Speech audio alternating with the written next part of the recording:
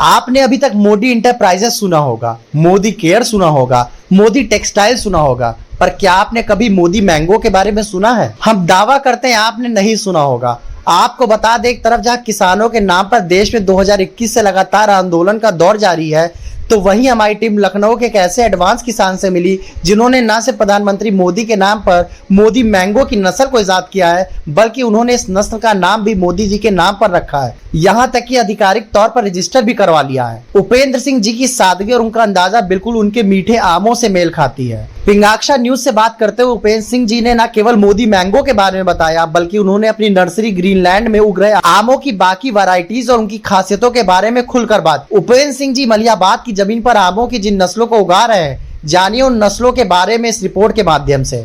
दोस्तों, इस वक्त हमारे साथ अवध आम उत्पादन बागवानी समिति के महासचिव उपेंद्र सिंह जी मौजूद हैं। तो चलिए उनसे ही जानते हैं, क्योंकि आज हयात रेजेंसी में उन्होंने अपने आम के स्टॉल लगाए हैं, तो उनसे कुछ जानते हैं इसके बारे में कि आखिर ये क्या है।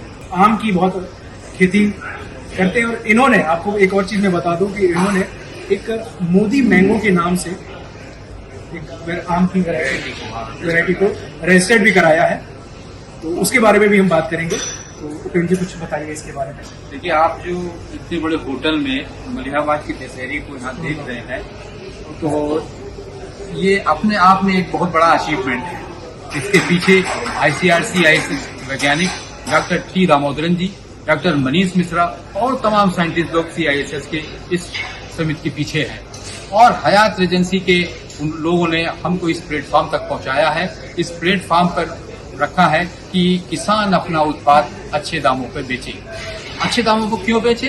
क्योंकि उसके पास क्वालिटी है, विदाउट पेस्टिसाइड, विदाउट कार्बाइड, जो मटेरियल हम आपके सामने मलिहाबाद की दशहरी रखी हुई है। तो ये नो डाउट आप निस्संदेह ये यहाँ से ले जाएं और खाएं, और कोई इसके लिए दुष्प्रभाव नहीं है।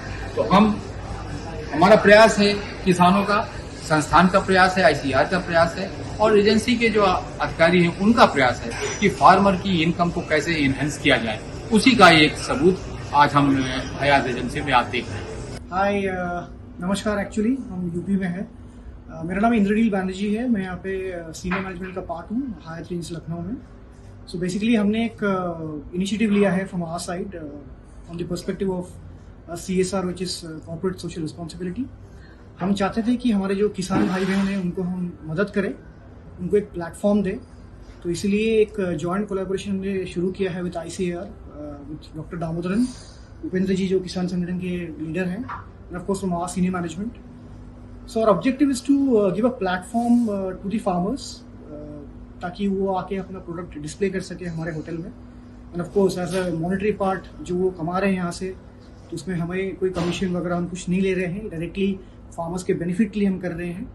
सो basically the whole idea for the entire month of June, क्योंकि हम मैंगो सीजन में हैं, तो हमारी ये म्यूचुअल अंडरस्टैंडिंग है कि सारे फार्मर्स आए और अपना प्रोडक्ट मैंगो बेस्ड है या फिर हैंडीक्राफ्ट्स है वो हमारे होटल के स्पेस में रखें, उसको डिस्प्ले करें ताकि मार्केट में अवेयरनेस आए, एंड ऑफ कोर्स उनकी बिक्री हो। इसकी लखनऊ की जितने भी हमारे व्यूवर्स हैं जो आपको देखते हैं, अगर आपको भी मलिहाबादी दशहरी आपको भी चाहिए, तो आप हयात एजेंसी, ये पूरे महीने भी ये चलने वाला है, यहाँ पे आ सकते हैं और यहाँ से आप इस आम को परचेज कर सकते हैं। मोदी मैंगो, क्योंकि एक वैरायटी इन्होंने रजिस्टर्ड कराई है, क्योंकि मोदी जो नाम है वो अपने आप में ही बहुत ज्यादा फेमस है, और इंडिया में ही नहीं वर्ल्ड वाइड बहुत ज्यादा फेमस है।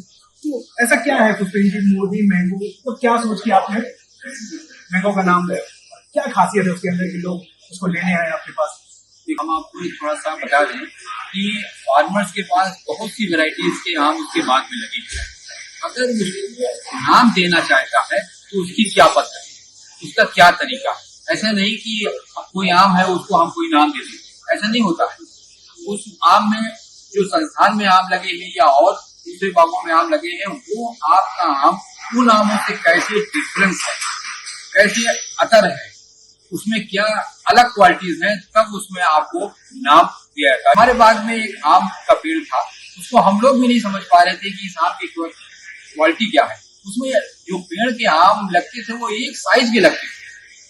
अभी ये पिछले महीने हाल में हमको एडिशनल DG अनंत कुमार सिंह साहब ने मोदी मैंगो का सर्टिफिकेट दिया। तो एक बहुत ही अद्भुत कार्ड था और हमारे लिए एक बहुत ही प्रशंसनीय कार्ड था। हमको भी उससे प्रोत्साहन मिलता है, फार्मर्स को प्रोत्साहन मिलता है। तो आपने मोदी मैंगो ही क्यों इसका नाम रखा?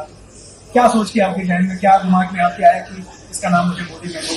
क्योंकि जब ये नाम वो सुनेंगे तो उनके अंदर भी एक एक्साइटमेंट जागेगा कि आखिर मोदी ही क्यों आते हैं। देखिए, ये तो बात बहुत से लोगों ने पूछा और 2017 से ये मैंगो फेस्टिवल में आम मोदी मैंगो लग रहा है और दुर्भाग्य से अब की जो 21-22 मार्च को भारी बारिश ओला से है उसमें आम का बहुत नुकसान हुआ, उसके साथ में मोदी मैंगो का। अब इस मोदी मैंगो ही क्यों रखा गया, उसकी क्या खास बात? उसकी खास बात ये है कि जब उस आम को देखा और बहुत से लोगों ने देखा कि काफी मजबूत आम 400-450 ग्राम का आम है और 2018 की बात है कि वहां पे 56 इंच के सीने की बहुत बात हो रही थी, पूरे देश में 56 इंच के सीने की बात हो रही थी। अचानक हमारे जहन में भी आया कि ये आम इतना मजबूत है, खूबसूरत है, तो क्यों ना इसको मोदी मैंगो रखा जाए। इसके पीछे रीजन ऑफ या कोई ऐसा नहीं सोची समझी, कोई रद्दी नहीं, अटेंडम ये आए कि भाई 56 इंच का अगर कोई मजबूत आदमी हो सकता है तो ये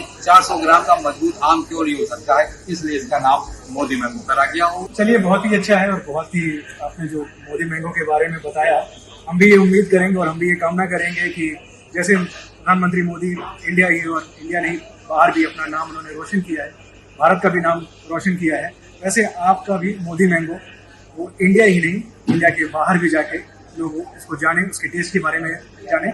और अगर आपको भी इस आम के बारे में या इस आम से रिलेटेड कोई भी जानकारी चाहिए हो तो वीडियो में हमारा पुष्पेन जी का फ़ोन नंबर और उनका लोकेशन हम मेंशन कर देंगे, जहाँ पे आप उस पर जाके उनसे संपर्क कर सकते हैं।